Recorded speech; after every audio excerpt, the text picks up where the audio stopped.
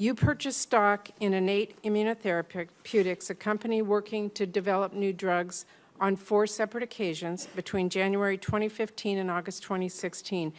You made the decision to purchase that stock, not a broker, yes or no? That was a decision that I made, yes.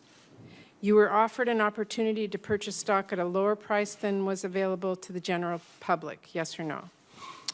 The initial purchase in January of 2015 was at the market price. The secondary purchase in June through August, September of 2016 was at a price that was available to individuals who were participating in a private placement offering.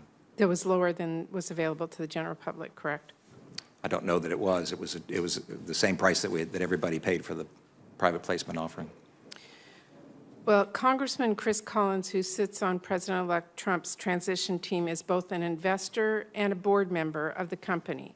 He was reportedly overheard just last week off the House floor bragging about how he had made people millionaires from a stock tip.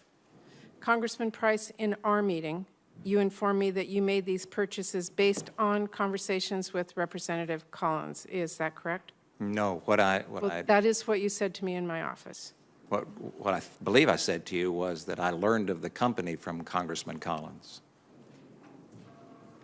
What I recall our conversation was that you had a conversation with Collins and then decided to purchase the stock. No, that's not correct. Well, that is what I remember you hearing it say in my office. In that conversation, did Representative Collins tell you anything that could be considered, quote, a stock tip, yes or no?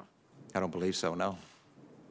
Well, if you're telling me he gave you information about a company, you were offered shares in the company at prices not available to the public, you bought those shares, is that not a stock tip? Well, that's not what happened. What happened was that he mentioned, he talked about the company and the work that they were doing in trying to solve the challenge of progressive secondary multiple sclerosis, which is a very debilitating disease and one that I had the opportunity to treat patients when I was in practice. I'm aware I studied the company for a period of time and felt that it had some significant merit and promise, and purchased the initial shares on the stock exchange Congressman itself. Price, I have very limited time. Let me go on. Your purchases occurred while the 21st Century Cures Act, which had several provisions that could impact drug developers like Innate Immunotherapeutics, was being negotiated.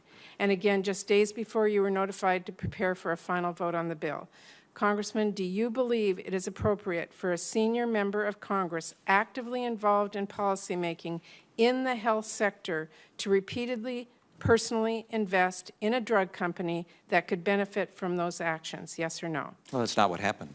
Well, let me just say that I believe it's inappropriate, and we need answers to this regarding whether you and Congressman Collins used your access to non-public information when you bought at prices that were unavailable to the public. And again, I had no access to non-public information. Well, we will go on.